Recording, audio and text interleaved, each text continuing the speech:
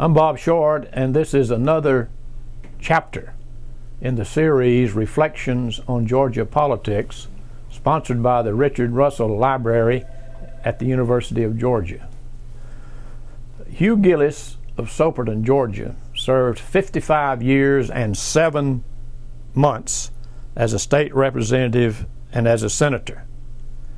That, I'm sure, is a record that will never be broken. And we're delighted today to have Senator Gillis as our guest on Reflections on Georgia Politics.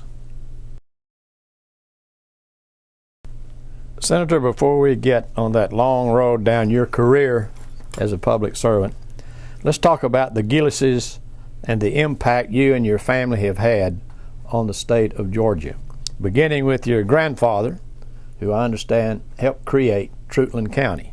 Right. And your father, Mr. Jim Gillis, who was in the legislature at the same time as your grandfather. Yes, sir. Well, my grandfather was in the Senate representing Emanuel County and an area over there in that territory.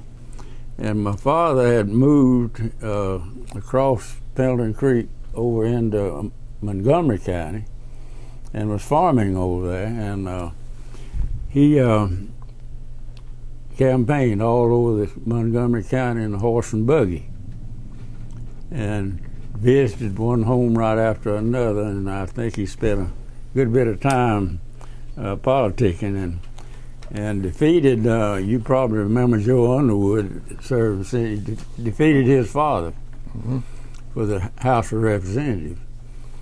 And then in 1917, that was probably 1916, 1917, my grandfather introduced a bill in the Senate to create Truitland County, and it was part of Emanuel, part of Montgomery, and it passed the House and then came over to the Senate and it passed the Senate.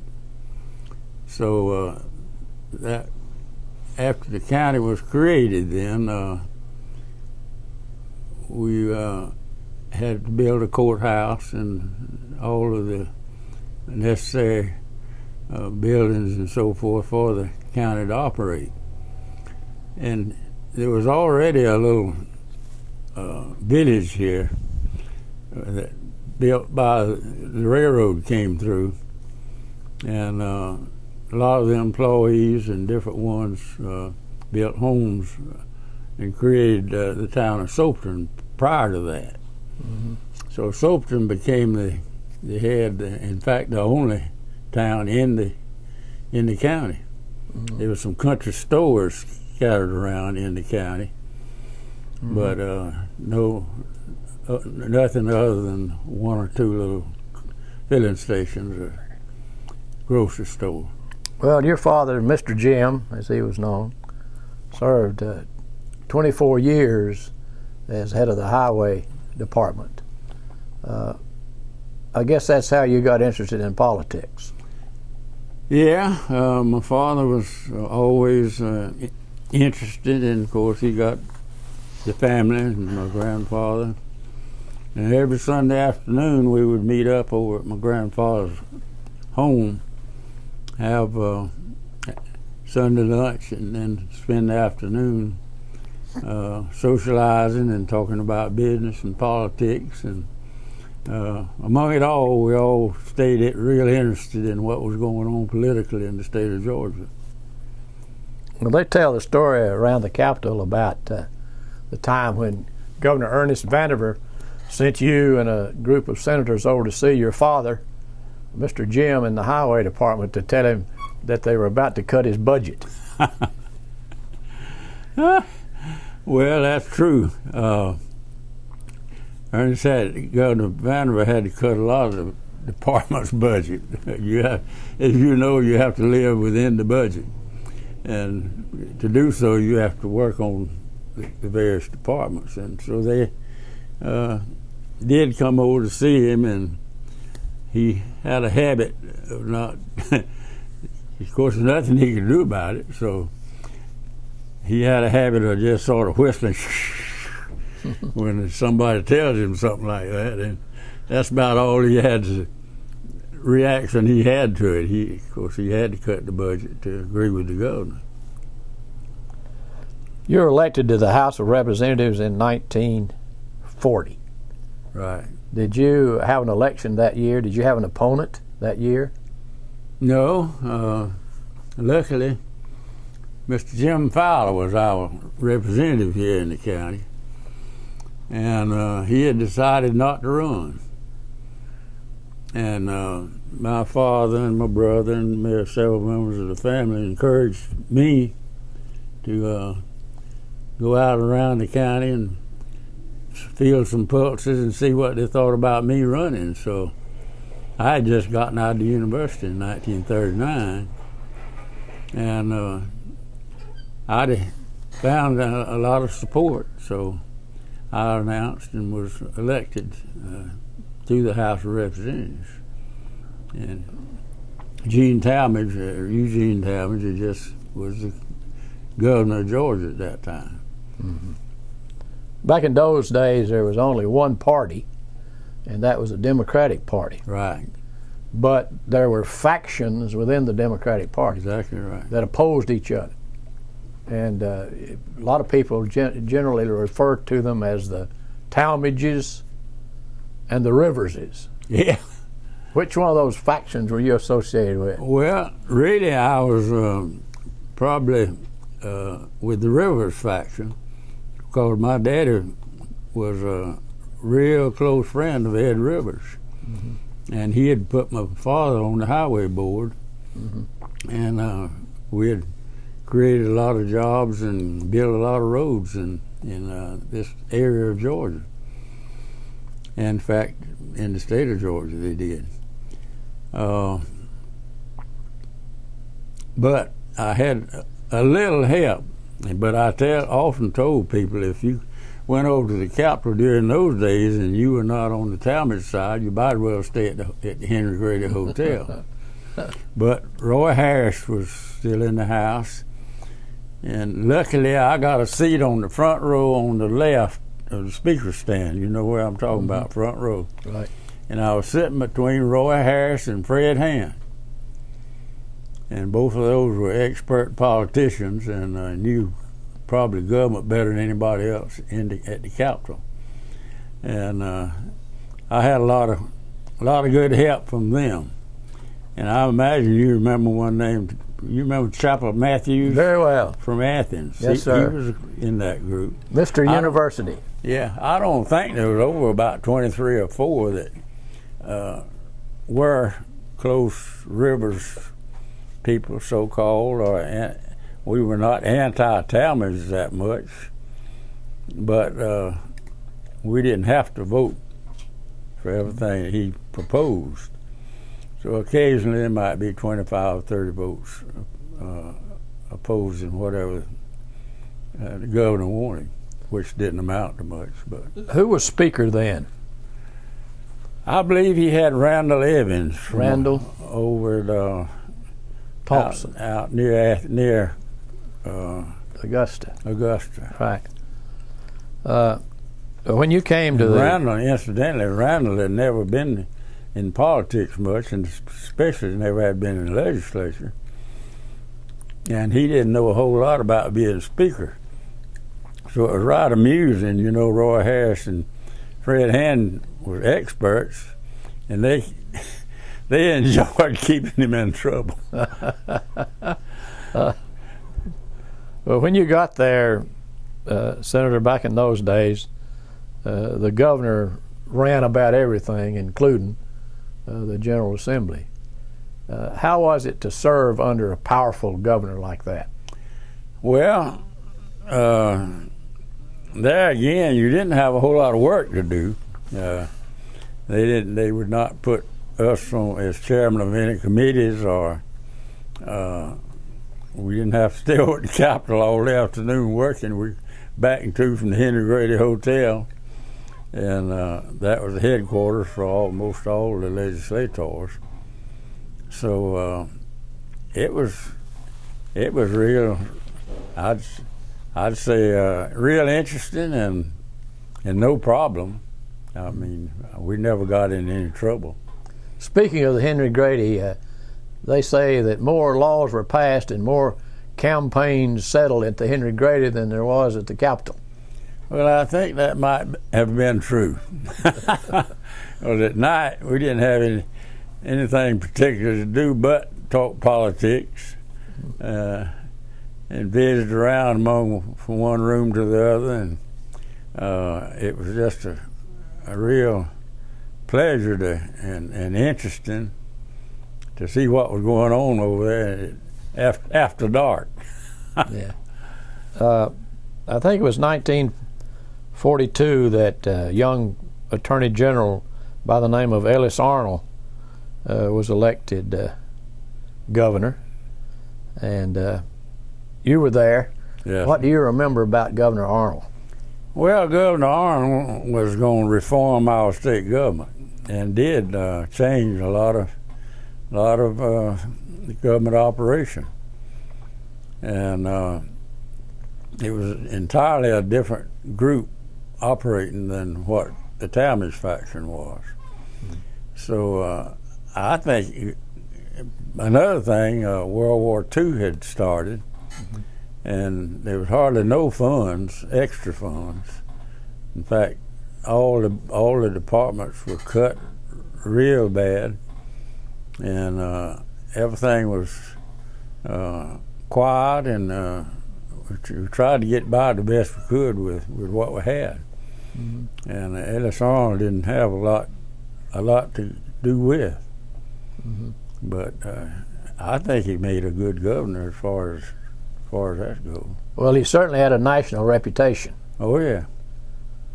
In his prison reform, and also he was, I think, the first governor in the country to pass a bill that allowed 18-year-olds to vote. That's exactly right, and he created the office of lieutenant governor. That's another thing he did. And I think he set up the merit system and set up several constitutional boards. So he did a good job in kind of reorganizing state government. In the past, it had been run directly out of the governor's office or from the leaders in the House and Senate that were friends of the governor. Then came 1946. That was a year of Georgia's 3 governors. I'm sure you remember that. You were up there. Yeah.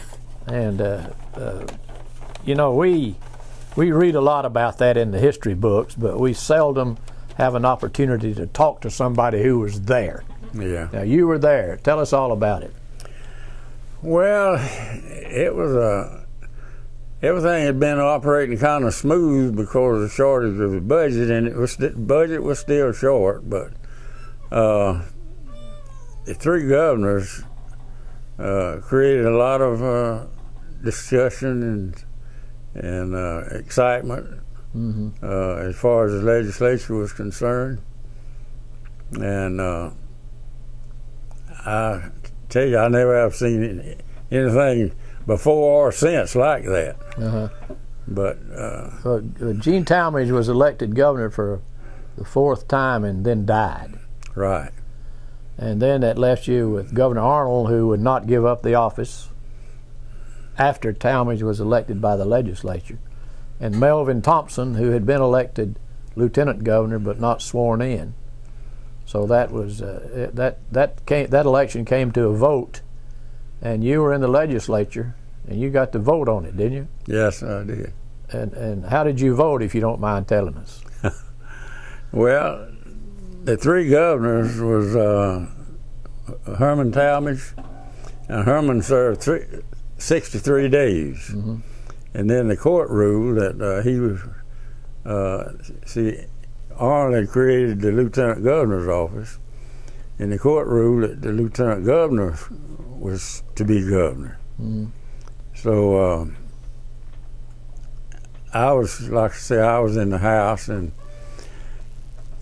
after the court ruled, I run down to the governor's office the next morning to see what the governor was going to do, and every door was wide open, and there was no Talmadge employee or appointee down there. They just cleaned the house and left it up to M.E. Thompson to take over.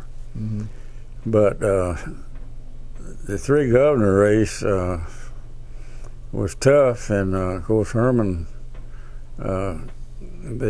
he was involved in it because they claimed he got some write-in votes and was second and should be governor instead of M.E. And that's what the legislature went on.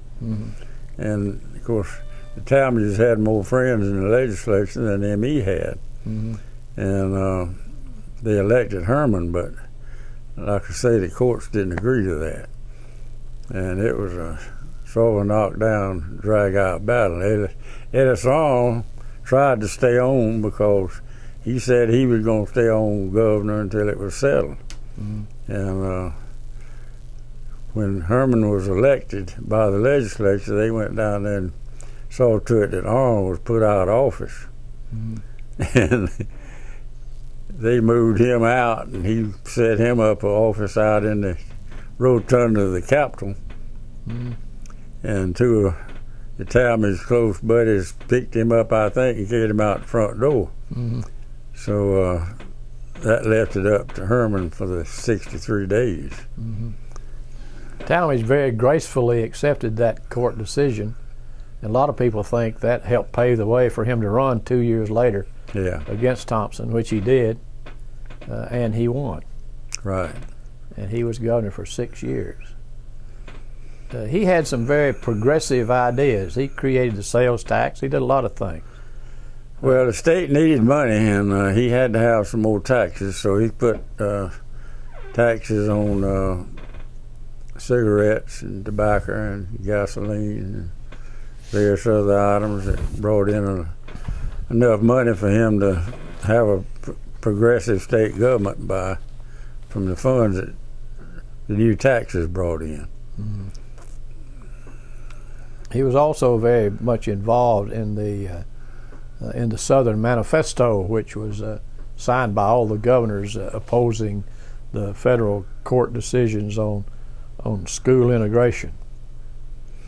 Yeah, all during that time there was a big problem with integration, and Marvin Griffin and Herman Talmadge and Lester Maddox. A lot of our governors were not for integrating our schools, but Ellis Arnall agreed with. He was former Attorney General, knew a lot about law, and he agreed with the courts on it. So Ellis Arnall and his group finally won out the decision, and that's the reason Herman had to vacate. It was during that period that Senator Talmadge was first elected into that job to go to Washington, and he defeated for the second time Melvin Thompson, as you recall, for that Senate seat. Thompson had a very tough time as governor, didn't he? He sure did, and of course the legislature was not with him. And when you're governor and the legislature's not supporting you, House and Senate, you got problems. And that was the main reason that M.E. could not make a success. Marvin Griffin was lieutenant governor during the 6 years of the Talmadge administration, and he decided to run for governor against a group of individuals, which also included other friends of Herman Talmadge. Right. And Griffin won and served 6 years.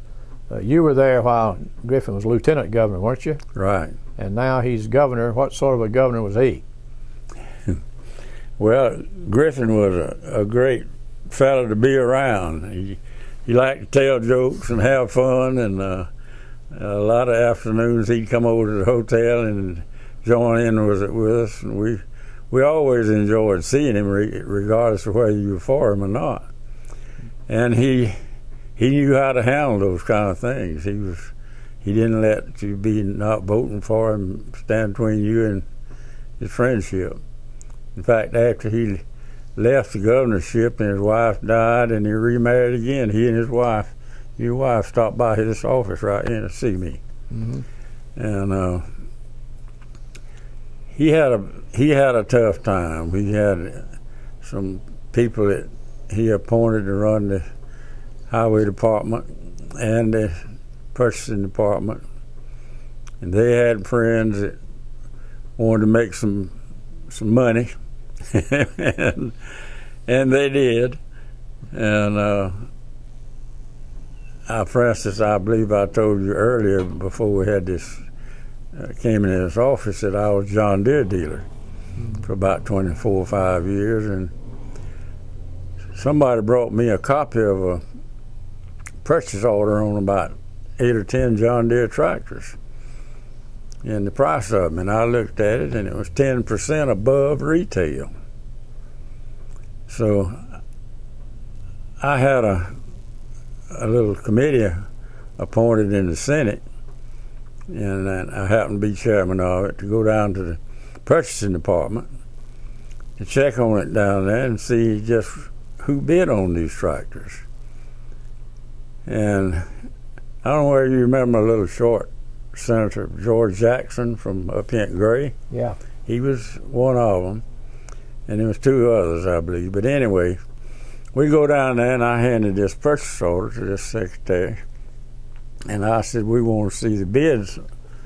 I'm chairman of this committee from the Senate. We want to see these bids on these particular items. And she disappeared and never came back.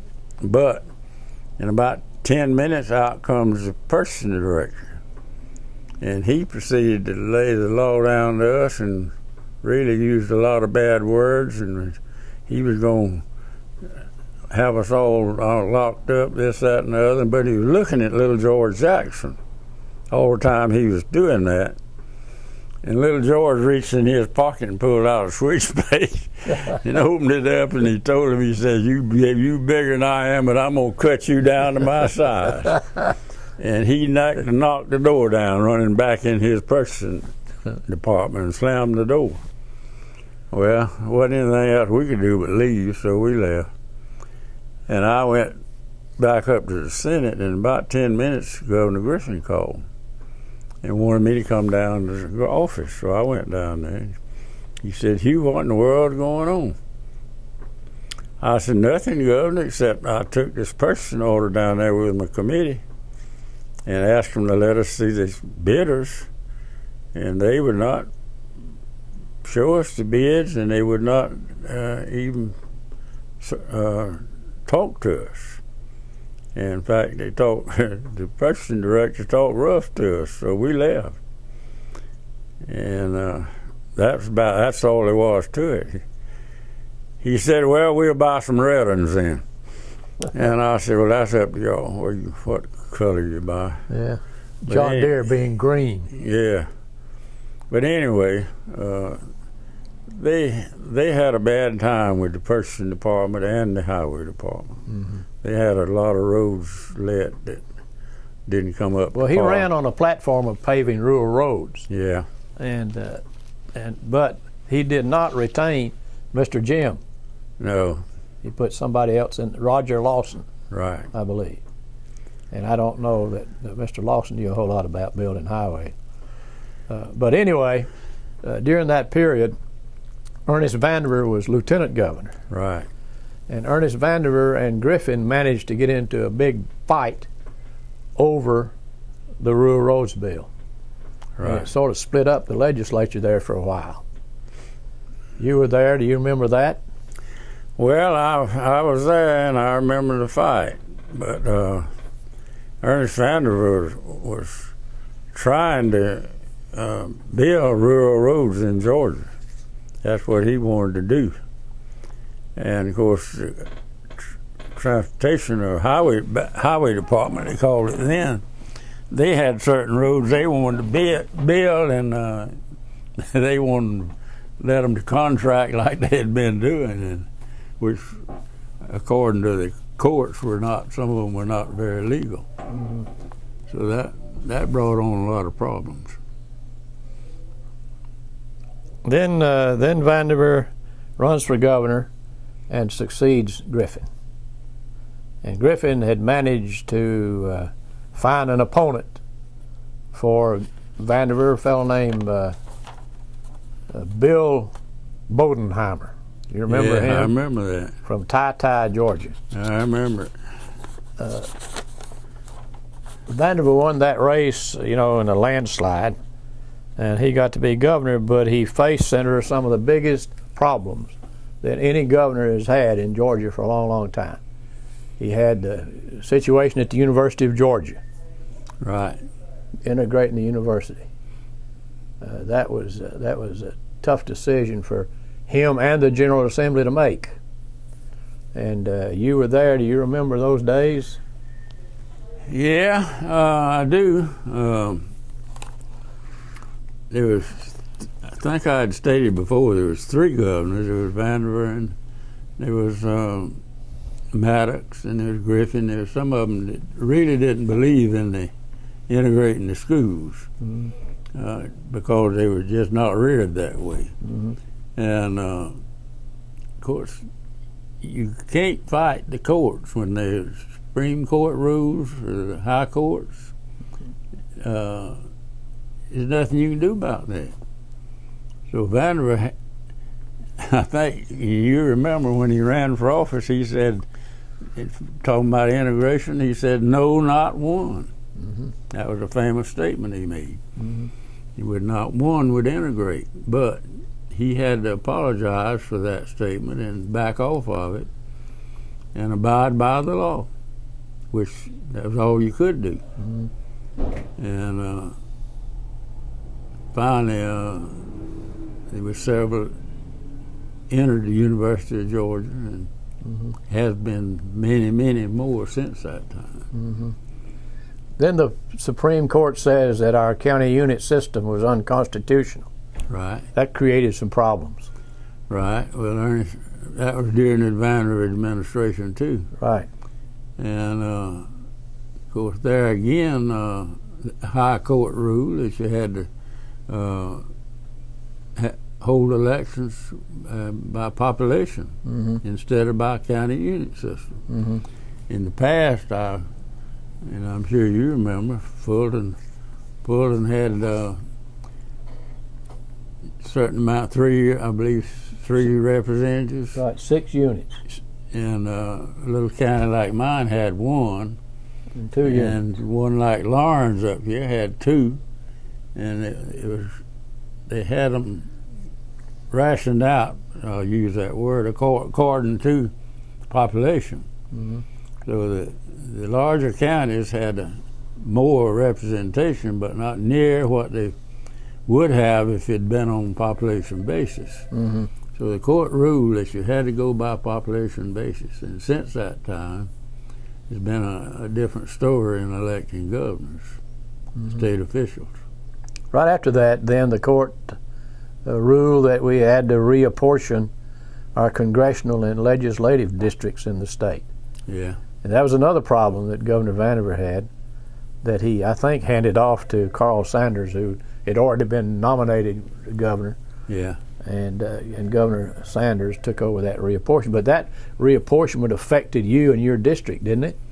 Yeah, it sure did. I had normally been representing about 4 counties, and when they reapportioned like that, I had 6.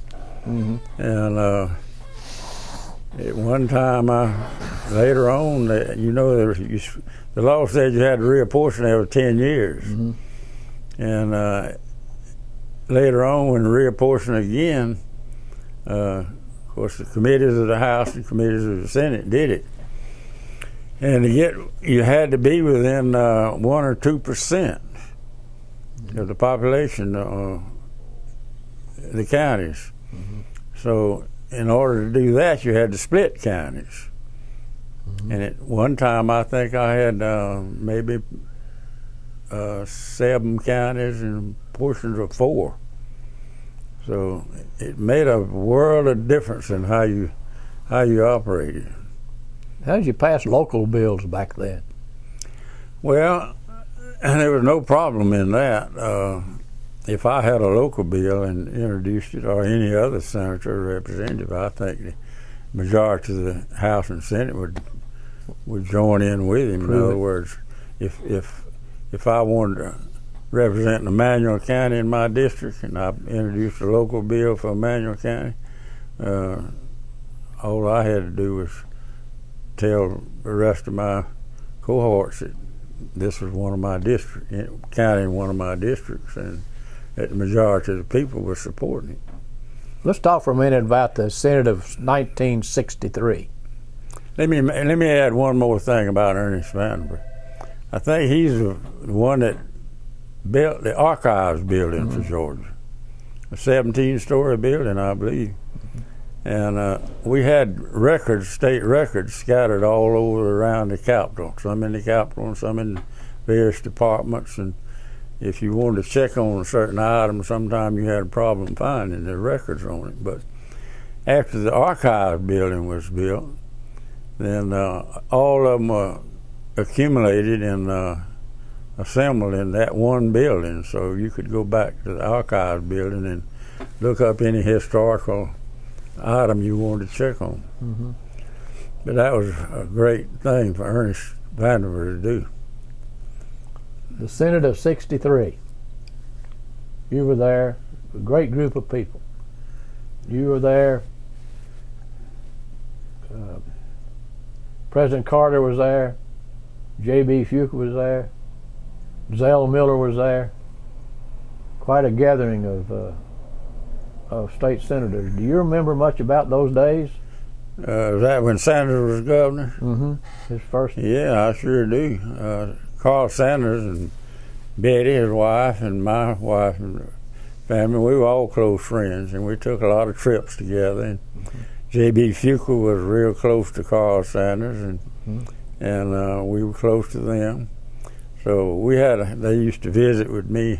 I had built a home down at Jekyll Island after we bought M.E. Thompson bought Jekyll Island, which everybody said since then was the best buy the state of Georgia ever made. Yeah. But anyhow, I built the first house down there other than what the Yankees already had down there, the northern people. And Carl and J.B. and their wives would visit with me a lot down there.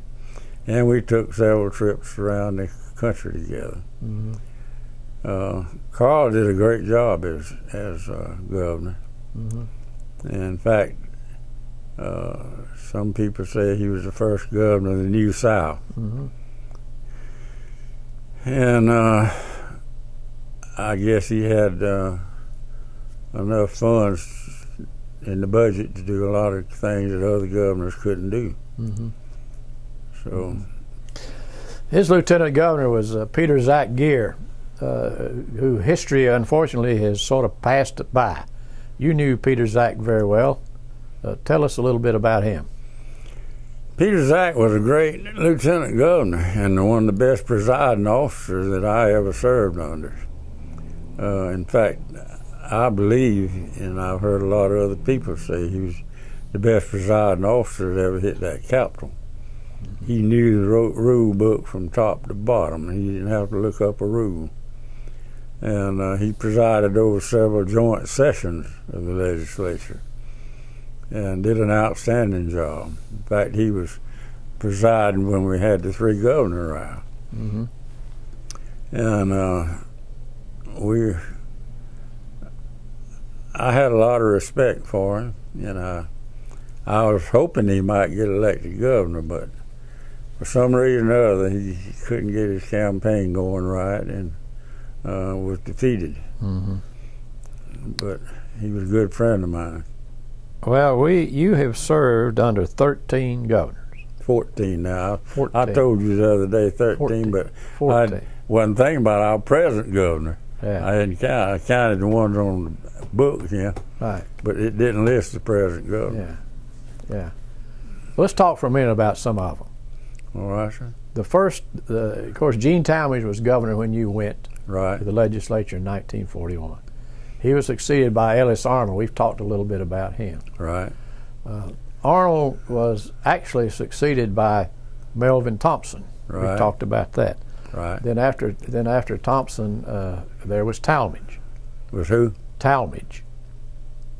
In 1948, Talmadge defeated Melvin Thompson for governor, and then was elected to a full 4-year term. So he was there 6 years. Yeah. And we've talked about Talmadge.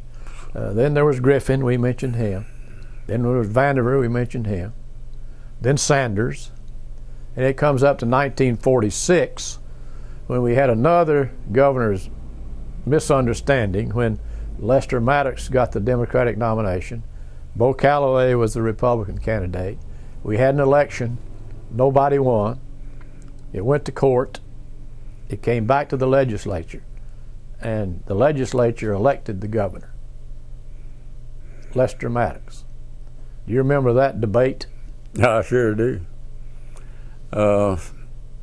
Lester Maddox is the only governor we've ever had that never had much education. I don't think he ever went past 8th or 10th grade, somewhere along there, but he worked all his life. In fact, he had to, I think, to help support his family. And as far as I know, Lester Maddox was honest, and if he ever mistreated, I won't say mistreated, if he ever tried to take something that wasn't his, or after he got in state government, he never tried to move anything that would benefit himself. Mm-hmm.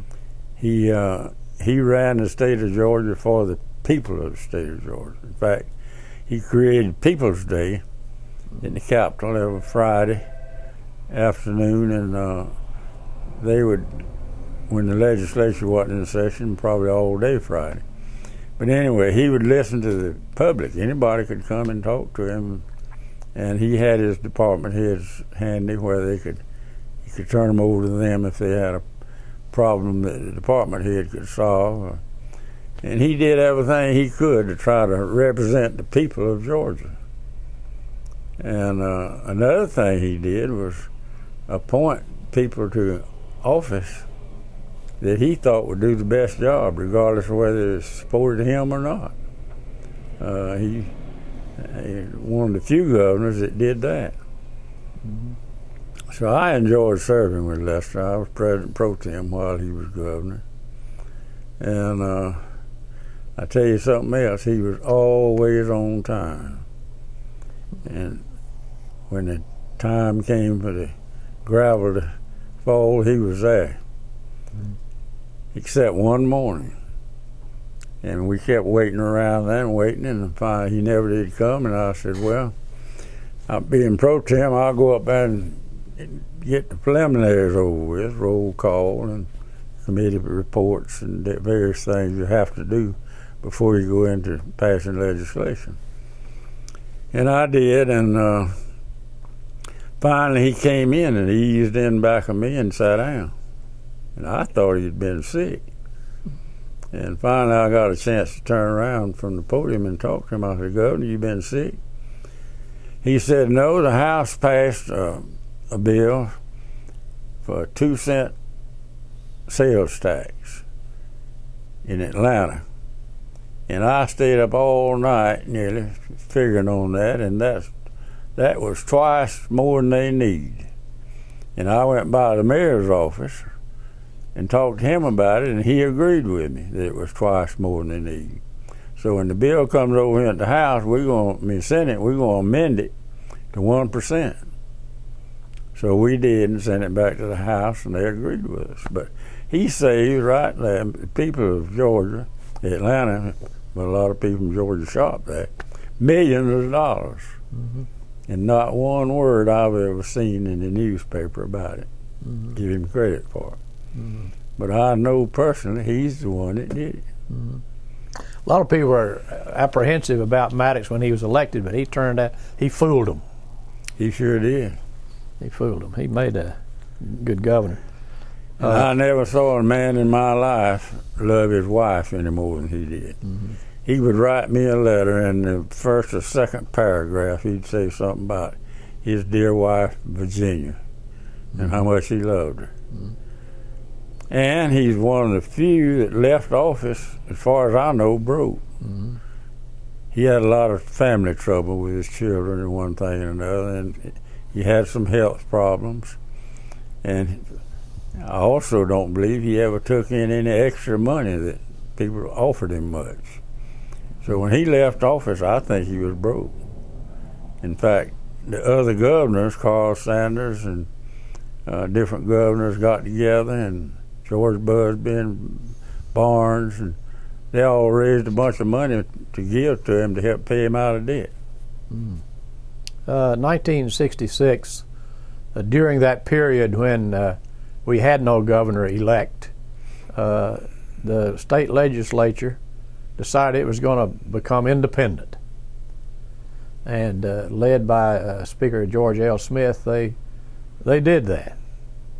But as I have observed the General Assembly over the years, I found the Senate to always be independent. Woo. Well, most of the time they were, I'd have to admit. Yeah. Now, you served on a number of committees in the Senate, Natural Resources, Appropriations, and all of the key big committees. Which one was your favorite? Well, I was chairman of Natural Resources and Environmental Quality for 24 years. And of course, that included forestry, which we are really interested in personally in our area. And as far as that goes statewide, it's one of the biggest industries we have in the state of Georgia. And environment, you see something in the paper every day about the environment nearly. Something you have to have rules and regulations to control. And a lot of those things came up before my committee, and we had study committees to look into it and people to recommend what we ought to do. And we came up with legislation that tried to solve a lot of those problems. And I enjoyed that. If you ask me which committee I enjoyed the most, that was it. Now, as far as getting something done concerned, I was chairman of Appropriations Committee for many years, and we did a lot of work in that, appropriating funds for, as far as that goes, for education and our colleges and all of our institutions and departments. It was a job, I'll tell you that now. That chairman of Appropriations Committee is no easy job. Well, being a legislator is almost a full-time position, isn't it? Well, it is, especially when you represent an area like I have. I was right amused. There's one senator up there, never had a town in his district. He was out there in the urban area of Atlanta and nothing but residences. And I couldn't hardly believe that. Because down here, you go to Dublin, you got to go to the Chamber of Commerce, you got to go to all these various clubs and this, that, and the same thing over in Emmanuel, same thing in Tombs. They keep you busy all the time. Full time. Yes, sir. And if you don't go, then they say, well, he don't think much about us. That's a good way to lose elections. Well, you never had much serious opposition. The only time I can recall was in 1972, I believe it was, when you had an opponent, a strong opponent, that was that you defeated, but it was a fairly close election, wasn't it? That's when Carter had him, Cecil Passmore, run against me. Cecil Passmore. And there was a black fella in that race too, from Dublin. See, there was two from Lawrence County running, and myself. And I had the most votes of the three, but I didn't have the majority, so we had a runoff. And the black candidate went with me, and we defeated Mr. Carter's candidate. Why was Mr. Carter interested in having an opponent for you? Well, I don't know. I told you earlier a story, which I won't quote anything more about it, but that was one of the reasons, I guess. Of course, we didn't support him. My father didn't support him. And, of course, I never went against my father in politics. So Carter knew I didn't vote for him. And he didn't have to do me a lot of favors, but I was not going to sit up there and see him abolish the forestry department, one of the best departments we had in Georgia, and harm our natural resources department. I didn't want to do that. So that was the main disagreement we had. Mm-hmm. Otherwise, you got along fine. Oh, yeah. Yeah, if I were to see him right now, he'd come up and hug me, glad to see me, and so forth. And I got nothing against him personally, and his wife is a good lady. Let's talk for a minute about reorganization under Governor Carter. His reorganization plan met with some pretty strong opposition in the Senate, headed by the Lieutenant Governor, Lester Maddox. And they had quite a battle back and forth over that, over the reorganizational plan. What really were they fighting about? Well, Bob, you've asked me something now that I can't give you an exact answer on it. But the main thing, in my opinion, was it was cutting out a lot of senators' districts, taking away a lot of their leading candidates and giving them to somebody else. It was not a map that we agreed with at all. Mm-hmm. So that, and of course Governor Maddox went along with the leadership in the Senate on it. Mm-hmm. Well, we talked about the governors you've served with. Let's talk for a minute about some of the lieutenant governors. We mentioned Peter Zack. Garland Byrd was one. Garland did a good job. He was a good presiding officer, and as far as I know, we had no problems in the Senate as long as Garland was our presiding officer. I enjoyed working with him. And he once decided to run for governor, but withdrew.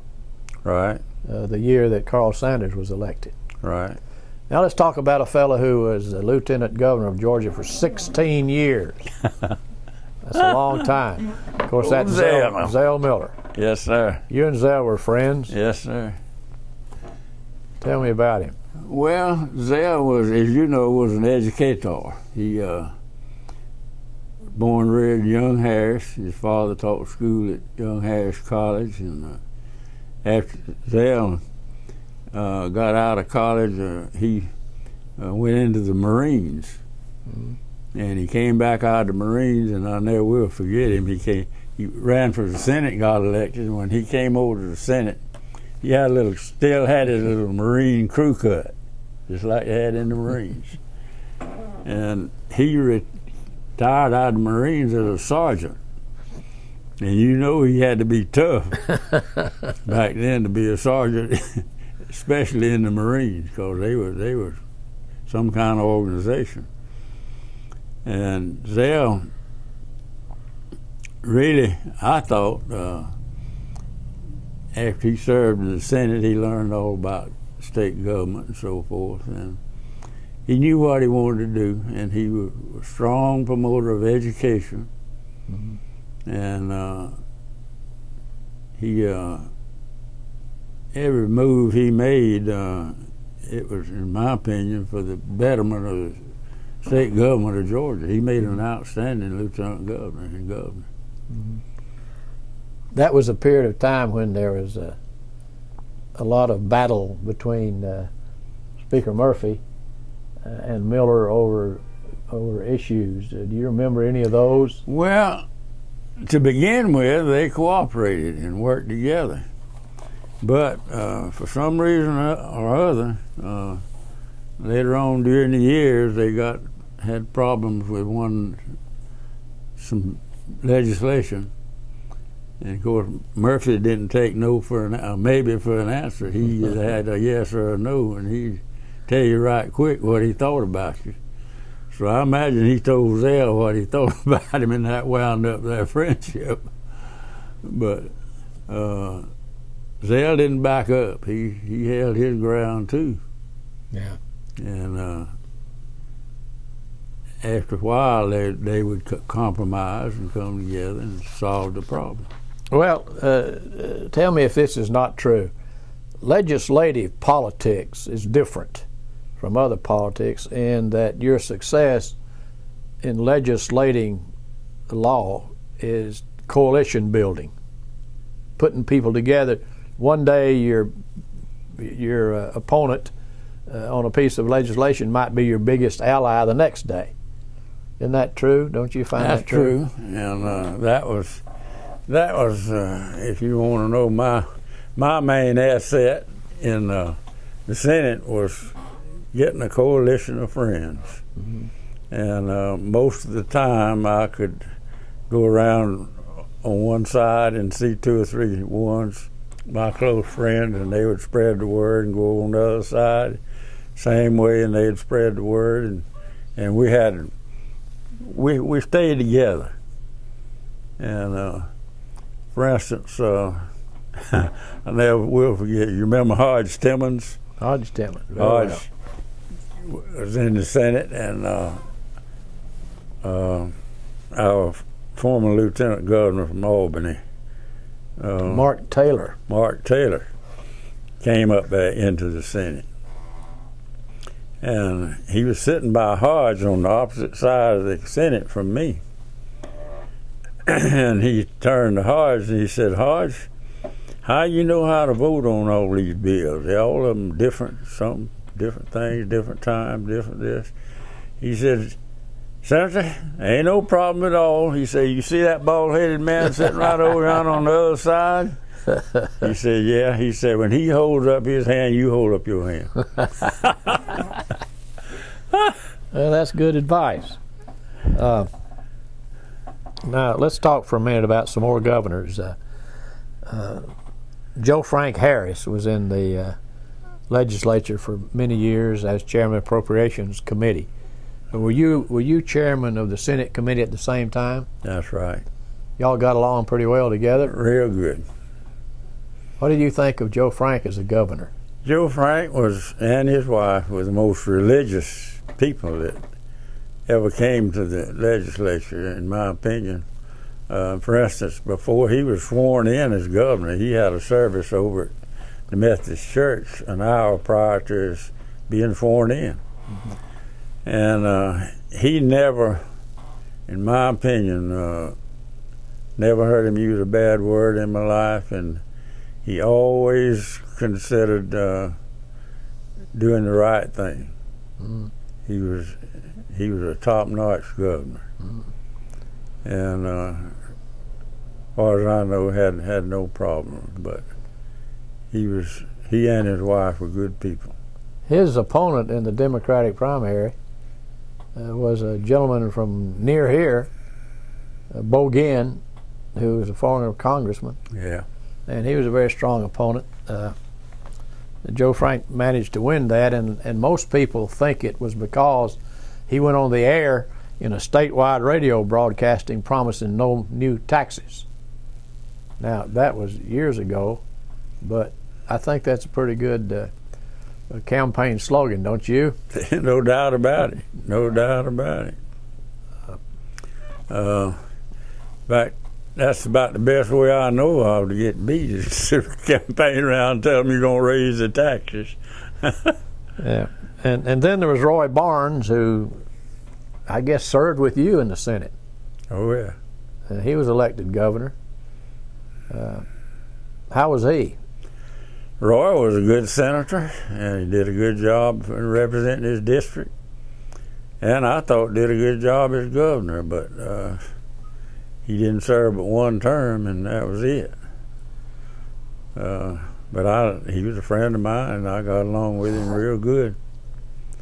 Also, another one of your fellow senators is Sonny Perdue, who was elected governor, who defeated Barnes. Right. Perdue was president pro tem of the Senate Right. as a Democrat, Right. and then he switched parties. Right. What did you think of that?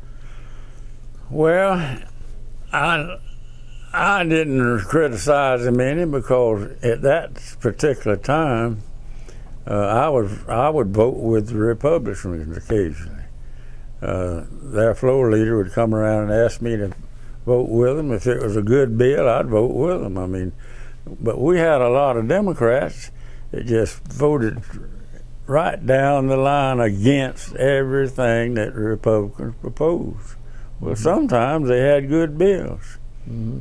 And for instance, one time, Sonny had a bill that was a good bill, and they Democrats wanted me to propose the bill because it was a good bill, and it was Sonny's bill. Mm-hmm.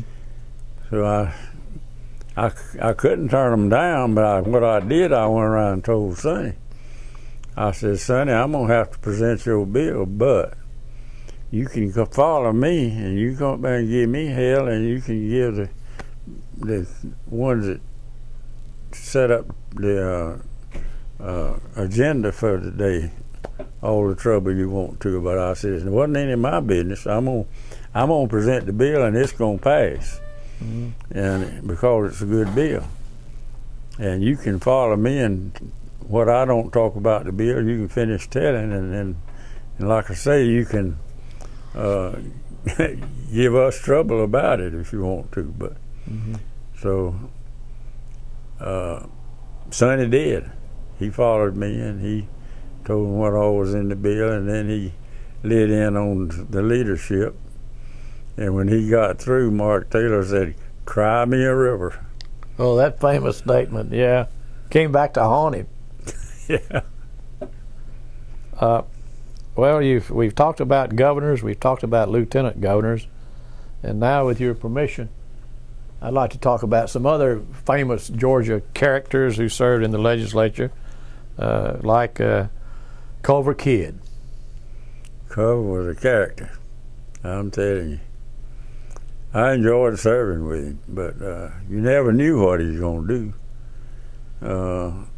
He might tell you something one time and do the other, but he wasn't doing it just for the fun of it. He was doing it because he just didn't. You couldn't place him a lot of times, but he really enjoyed his service in the legislature, and he did a good job, I'll have to say, for Baldwin County and Millage and the state facilities there. He was always supporting them.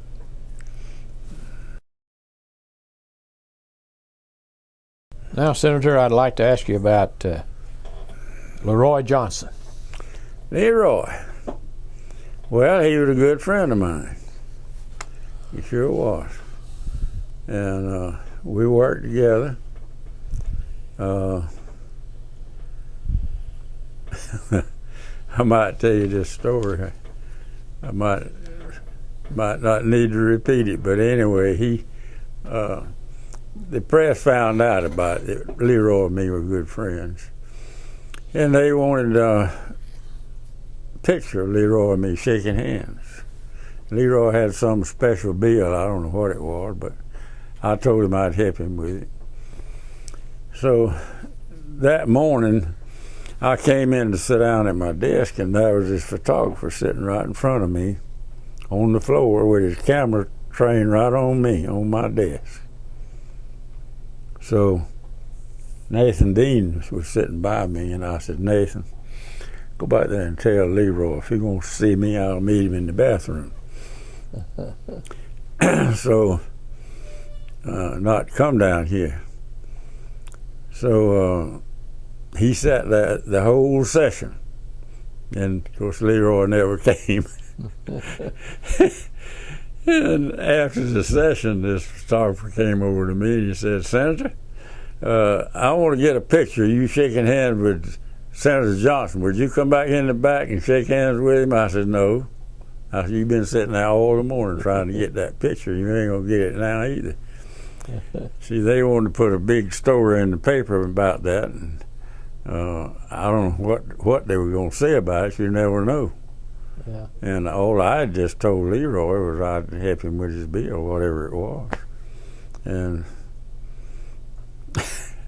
I went over to the baseball game one afternoon, and had a ticket on just back of the third baseline. And I was going down the hall on the second floor, I believe, or wherever the booths are, going to my seat, and ran into Leroy. That was after he got out of the Senate. You know, he was manager of that stadium. Mm-hmm. And, hey, Senator, where you going? I said, I'm going to my seat down here back at third base. He said, no, you're not. You're going to sit in my box. Right down here on the third door on the left. And anytime you come over here in a ball game, don't you go to a seat, you come to my box. You sit there anytime you want to. Of course, I didn't go back to any ball games much, I don't think. But anyway, I sat there and enjoyed the ball game. But he was a fellow would, if you did him a favor, he'd do you a favor. I mean, he was just that kind of fellow. Mm-hmm. And I think the people in his district liked him, as far as I know. Mm-hmm. Yeah, he was reelected. He ran for mayor of Atlanta, though, and was defeated. Well, that's a different deal, the whole city of Atlanta. Yeah, that's true. That's true. Tell me about Bobby Rowan. Bobby was a good close friend of mine. We always worked together. He and Frank Eldridge. And he was, of course, served in the Senate, several years, and then was a lobbyist, and I guess still is, as far as I know. Well, he also was elected to the Public Service Commission. Right, Public Service, and if I happen to want something and find out something through that organization, all I had to do was call Bobby. So he was like Leroy. He'd return a favor. Are there any other senators you served with that you'd like to talk about? Well, I had a lot of good friends in the Senate, and they were good people. Nathan Dean, for instance, sat right by me, and Rooney Bowen. They were all good people, did a good job representing the district. Al Holloway was we already mentioned him, was a good friend, a good senator.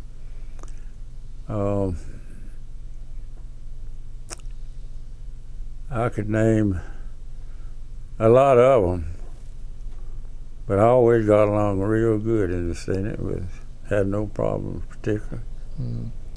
Don't think I ever lost a bill. Never lost one. That's another record that will never be broken. Well, come to think of it, we hadn't mentioned that you served 55 years and 7 months. How did it come out for the 7 months there? Well, that's easy to explain. We talked about reapportionment before, and the last time we reapportioned was 2004, and I was in the Senate, and Senator Williams down here, a Republican from Lyons, Georgia, was drew up the map for the Republicans. And there again, he was a good friend of mine. And he came over and asked me how I wanted my district drawn. And I told him, and we made some changes, and some he couldn't make, but anyhow, he drew up a map that was real good as far as I was concerned, and it passed the Senate by a big majority. And we sent it over to the House, and they never would even take it up. Never would, and they never would send us a map to vote on. So there was nothing could be done except turn it over to the courts. And they said if we didn't do it by a certain day, then they were going to do it. And that day came, and they took it over. And taking it over, They did not want any advice from any of us. They were going to do the reapportionment. And it wasn't any use for me to go tell them how I wanted my district how to do it. So I never had any communication with them whatsoever. And I don't know, some people might, but I don't know who it was. But they drew a completely new district lines, put me in the district with Senator Hill, good friend of mine from down at Reedsville. And he was chairman of the Appropriations Committee. And it always helped me with appropriations while we were in there together. In fact, I served with his daddy. I don't know whether you ever knew him or not. Wilton. He later became head of the School Drivers Association, right. School bus drivers. And we were good friends. He sat by me. So I had no intention of running against Jack Hill.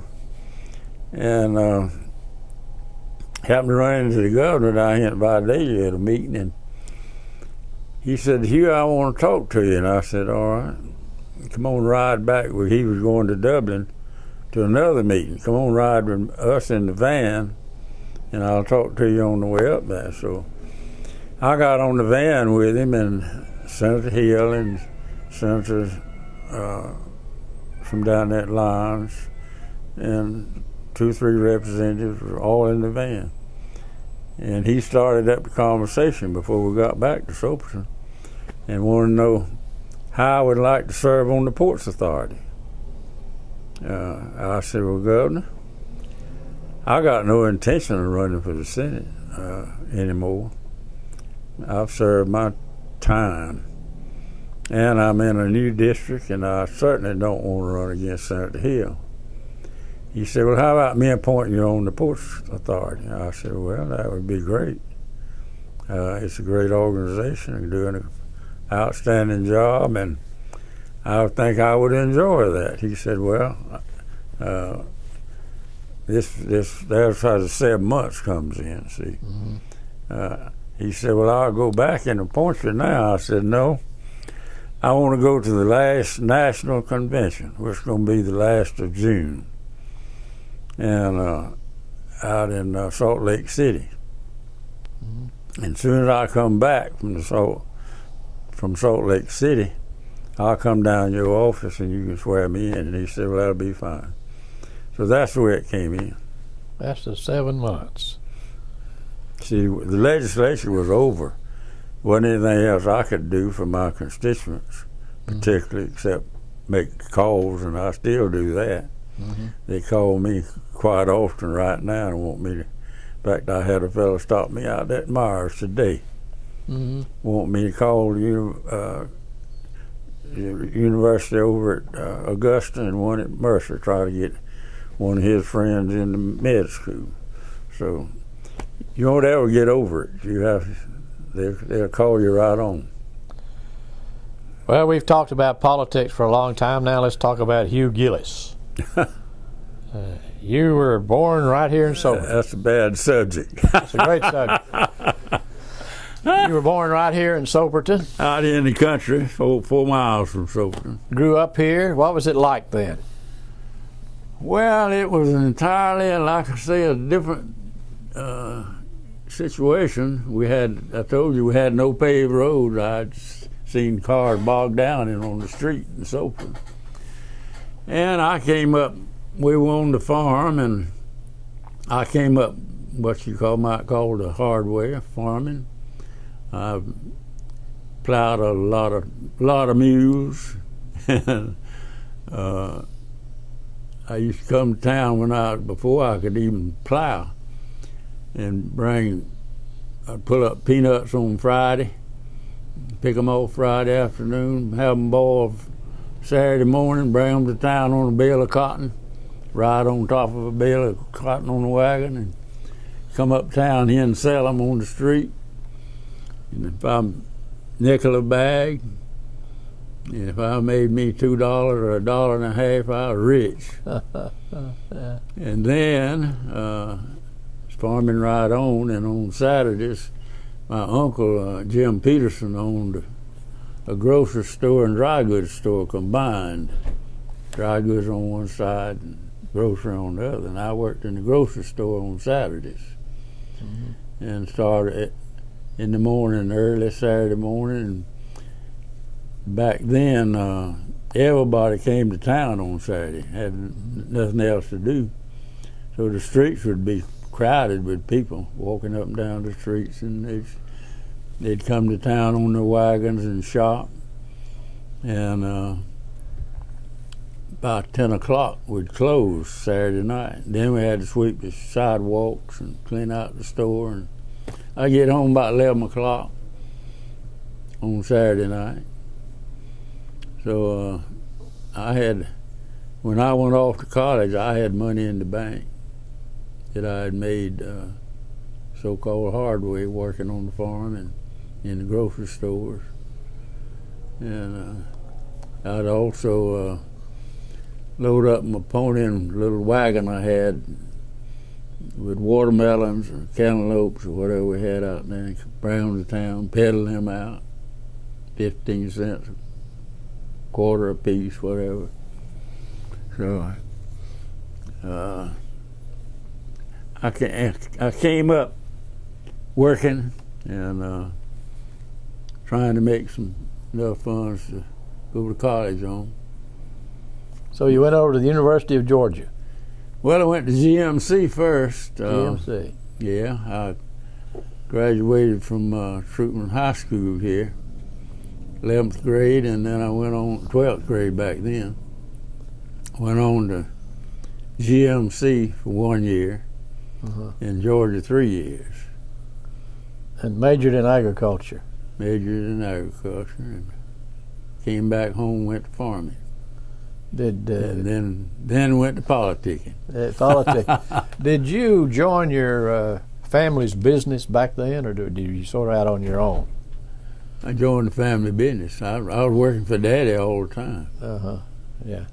Well, tell us a little bit about your company, Gillis Ag and Timber.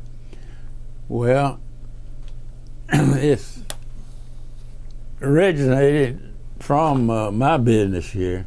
Like I say, when I was farming with mules, then I brought the first tractors into the county to farm with. Some people said you couldn't plow with them, but we did, and we showed people we could. And I set up a John Deere agency here, and then had a Pontiac agency about 10 years, and that was Gillis Brothers. That was my brother and me, but he had nothing to do with it. I ran it all. In fact, he never came over here hard. And then the Gillis Brothers, Union Camp, started really in the pulpwood business in Savannah, and had a dealer here in Soperton, Jimmy Lawton. And Jimmy passed away, and his wife took it over, and she didn't operate it. And the Union Camp crowd wanted me to take it over, which I did, and that's where Gillis Ag and Timber came in. We had agriculture with tractors and so forth, and what we did was had pulpwood operators bringing in pulpwood up into a pulpwood yard on the railroad, and we would ship it by the carload, open car, to Savannah, and that was Gillis Ag and Timber, and that's the way that started. And you've been operating it all these years. Well, I did until when I went to the legislature, and my son Hugh got out of university. He had always farmed with us and worked with us, and anything I was doing, he was doing, and so forth. He knew everything that I did, so I turned it over to him. And then he had a son named Ben, and Ben's in there now, I think. He and Ben operate Gillis Ag and Timber. and they worked with International Paper. You know, I think I told you before. Union Camp sold out to International, and they didn't want to do the old office work, and you have to supervise these loggers because there's certain rules and regulations, and if you don't abide by them, they'll take your license away from you. So we have to supervise and see that everything's done according to Do you saw your own timber, or do you buy it? Both. We have about 8 timber cruisers, and they go out and cruise timber, and different companies will bid on it. And if we're the low bidder, the high bidder, then we will move one of our loggers on it. We have one of our own personal logging operations called Soperton Naval Stores. That's what the name of our turpentine company was. We had Chinese put us out of business as far as making rosin and turpentine. There's no more of that going on. The Langdales, you know, were the largest in the country, and we were probably second, but there's none of it going on at the present time.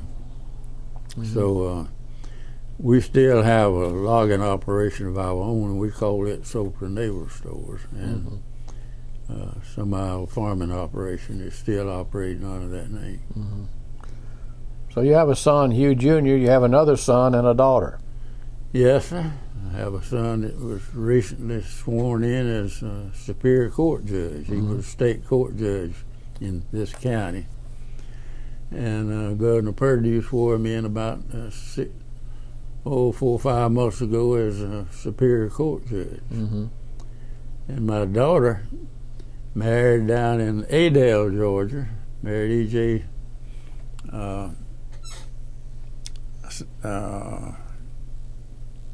Harris, E.J. Harris. He's with the Votech schools. In fact, he's supervisor. He's been operating one for a while now at Valdosta, and now they got him sort of moving from about 3 different ones, sort of supervising and operating. And Jean Marie, my daughter, is teaching kindergarten. And she's been teaching now almost 20 years. I want you to think about this, Senator. If you had your career to do over again, would you do anything differently? I don't believe so. I don't know what else I'd like to do. Like I say, I was born and reared here, and if I'd have picked another vocation, I'd have probably had to leave the country, go to Atlanta or some other state. So I've always been happy living right here and socializing with people in our territory. So you never thought about running for a state office? No, sir. A lot of people asked me about running for Congress, and I told them I wouldn't run I wouldn't go to Washington if they give me the capital up there. I just never had a desire to do that. Well, you're certainly an icon in Georgia politics, and well, I've enjoyed it, and I give my family credit for it. I couldn't have done it, without my daddy. He was always a good advisor and knew a lot of people in the area, district, and of course, when we had a campaign, my wife, Jean, she always organized a group of ladies, and they went from town to town giving out cards, and my daughter Jean Marie belonged to a group called the Gillis Girls, and they were about 10, 12 years old, and they'd go into a town like Mount Vernon down here, and had on little Gillis Girl hats and little jackets and handful of cards, and they'd go in every store and give out my cards and ask them everybody to give a card to, ask them to vote for me. So I'd have to give my family a lot of credit for my success. What was your proudest moment? Proudest moment? Oh, me, well, I guess at the termination of some of these elections, I wouldn't pick a certain one, but going back that way, let's say the birth of some of my children would certainly be among the tops. Mm-hmm. And my marriage I had a great marriage to Jean from Vandiver. We lived together for about 40 years and had a lot of good times together. And now, after she passed away, I married Montez Champion, and she was working in Atlanta at the Radisson Hotel up there. Mm-hmm. And we met and became friends, and we've been married 7 years now, and we've had a lot of good experiences together. Has anything ever disappointed you? Well, that's a good question, Bob. I guess I would have to say that when the election we were talking about, when Jimmy Carter was governor and I had a runoff, it was disappointing to have be involved in a runoff. Mm-hmm. All the rest of them I won on the first ballot. Mm-hmm. One last question. Yes, sir. What advice would you give a young political hopeful who wants to become a public official? Well, the main thing he has to do is meet the people, and when I say meet the people, you can't tell a fella, no, I'm not going to do this, or I just can't be done. You always got to tell them you'll help them if you can, mm-hmm. And do it if you can. Mm-hmm. That's another thing. A lot of times, in fact, I had a fella out at my house yesterday checking on a problem out there, and I hadn't seen him in 15 or 20 years, and he said, "You got me a job one time." Well, I don't remember it, but I guess it might have. But you can't turn people down, and you got to get out and work at it. You can't just announce for office and stay put. You got to get involved. Well, I said final question, but I have one more. Yes, sir. How would you like to be remembered? Well, as a good public servant,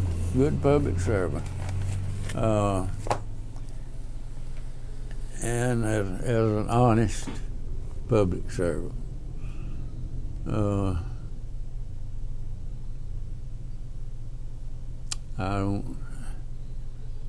I don't know of any other way to describe it. I certainly wouldn't want to be remembered any other way as a dishonest or a bad person. Well, you've certainly been a good public servant, and we thank you for sharing some of your experiences with us here today.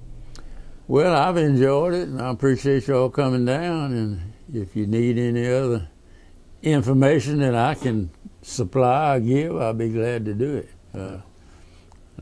Like I told you earlier, though, and I don't mind repeating it, I'm 89, be 90 in about September the 6th. Your memory is not as good now as it used to be. Mm-hmm. So I've tried to answer your questions in sometimes maybe a roundabout way, but it was because I couldn't remember something. But well, you did great, and we appreciate it. Well, we try. Let's put it that way. That's another thing. You can't say no. You have to try hard as you can. ask about political parties or not? Would you talk a little bit about political parties? Well, I think I stated before that while I was in the Senate, I voted with the Republicans occasionally because if they had a good bill, I saw no reason why not to vote for it.